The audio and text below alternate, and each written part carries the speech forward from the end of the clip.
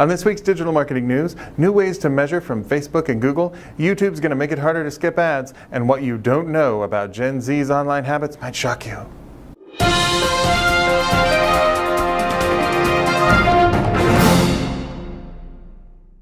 Welcome to the Digital Marketing News. I'm Tiffany Allen. And with your first story this week, I am Joshua Knight.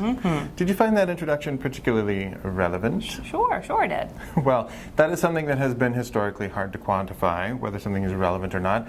But Google is about to help marketers get a little better bead on how their ad is likely to be received by an audience. They've rolled out a new service. It's called Ad Strength. And it allows you to see a barometer that displays the kind of relative quality of your ad from poor up to excellent. They're measuring, whether it's relevant to your audience, the quality of the pros, and whether you are hitting the diversity that you're looking for, whether you're being inclusive or whether you're leaving some people out. So their aim here is to make it easier to improve the effectiveness of your ads. You can start with 5 or more headlines and we'll add copies, and the machine learning algorithm in there will take a look at which one's performing best, how people have reacted to similar stuff in the past, and spit out this measurement that you can use to make your ads better. Great. So Google is also offering a free online course in some of these new tools, always worth checking out. I always say free is the best kind of anything, especially pizza, but also an online course on making your marketing better. So definitely worth your time to check that out and let the computers figure out how to make your ads cooler. I'm willing to bet that it's worth the investment. Yep. Every penny. Definitely. In other advertising news, or other social media marketing news even, if you will, Facebook is adding a pixel to groups so that brands can track the effectiveness of their content that they post inside said Facebook groups. Oh, excellent. Yeah, absolutely. So they're expanding the group insights that they released about a year ago to include metrics that brands can use to measure the effectiveness of their content, what folks are doing after they click on the content that brand posted in the group. So some marketers report that they've seen higher engagement using Facebook groups, but it's been very hard to prove, kind of hard to track. Really can't substantiate that in terms of making it part of your overall marketing strategy. So Facebook now is aiming to help kind of create that sense of community, number one, which is kind of their promise, but also making it easier for marketers to engage within the context of a group and understand how that content performs. So that's really exciting. Yeah. We'll see how this kind of functions, especially as we see organic reach decline in the newsfeed. This might be another option to put into your kind of overall content marketing toolbox, but that'll be remaining to be seen until we see some results. Yep, definitely worth checking out. Anytime you can build a community that opts into your content, that's a good thing. Speaking of which, Go on. something that is very near and dear to my heart as an amateur podcaster, podcasting. Oh, Turns out still totally a thing. what a surprise. Still continuing to grow in popularity. So we know podcasts started back in 2003 or so, but they really took off when people started carrying around smartphones all the time. And then they really took off as big brands like, say, your PBSs of the world started getting in there and producing content. So right now, we can put some numbers behind the rise in popularity. Nielsen FanLeaks did a survey that shows that the number of fans that categorize themselves as avid fans, although I don't really know anyone who uses that word, but they did. So avid fans have risen from 13 million to 16 million in the past year. Also interesting to me as a podcaster who makes no money off his personal podcast, revenue rose to $314 million in 2017, which is up 86% year over year. Wow. So there is money to be made. There is an audience to be reached out there. There are 2 ways you can get at podcasts. One, if you have some valuable content that you want to share with a community, start a podcast of your own for your business or sponsor one. It's easy to get started. Also, if you're just looking to reach a specific niche audience and there's already a podcast out there that's serving their needs, might be worth looking into advertising on those podcasts.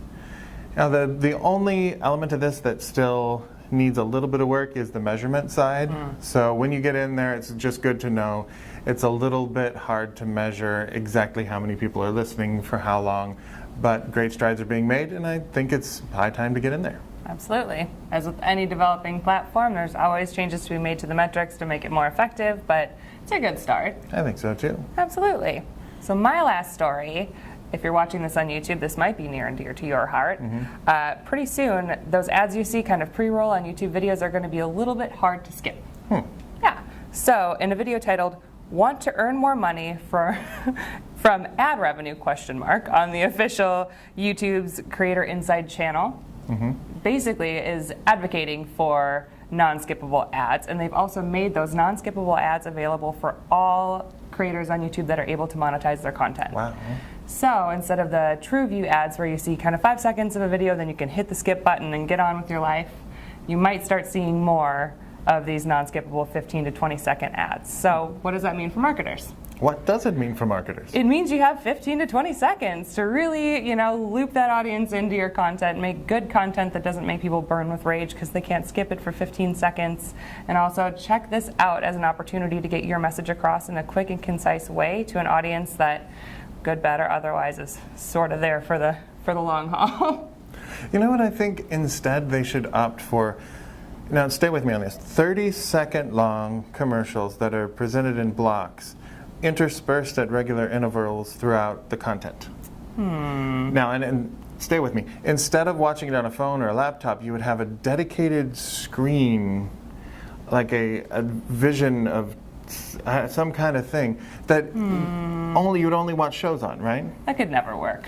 It would never work, especially for this decade, I would have said a week ago. But there is some interesting new research out that shows that the next generation of buyers may be a little less digitally inclined than we think.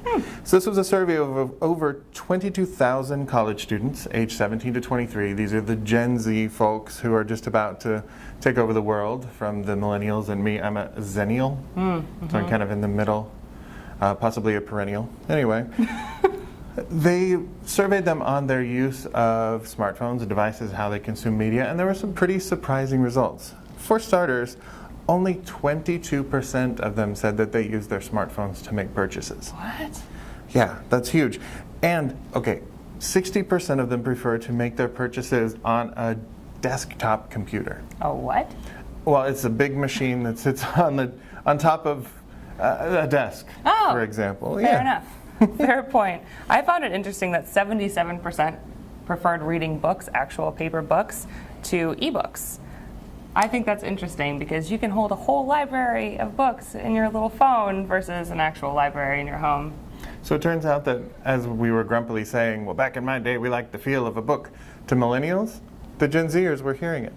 I thought it was interesting, though. So 40% of them said that they like to use email to talk to brands, which is amazing. Yeah. Email is still one of the #1 ways to connect. And that kind of beats out social media, because remember the other study where 34% said that they were leaving social media entirely, and 64% said they were taking a break because it made them feel anxious and depressed. Maybe they're figuring some of these things out, and maybe we as marketers might start leaning, not counting out those offline interactions just yet. Yeah, I think as with any new generation that comes into buying power, it's important to understand what their preferences are and also not generalize, right? So millennials, yes, very tech focused a lot of the time, but we can't assume that the next generation will be even more tech focused than the one before. So something to keep in mind. We'll, I'm sure, see additional studies about Gen Z for the next decade to tell us what they're up to. But don't discount those traditional media experiences, especially if they're paired well with digital for a more holistic marketing strategy. Absolutely. But remember, as with any generation and Gen Z, keep it relevant, keep it transparent, and keep it real. Keep it real, he says. Well, that is all the news we have for you this week. We'll be back next week with more digital marketing news. If you need more in the meantime, you can follow TopRank on Twitter at TopRank. You can follow me at Tiffany_Allen. And you can find me on Twitter at Nitewrites. That's NITEWRITES. And if you love the show or you hate it but you can't stop watching, please hit that subscribe button and also ring the bell to make sure you get a notification anytime we do cool content, which we tend to do on the regular. Yeah. All right. We'll see you next week. Thanks for tuning in. Bye.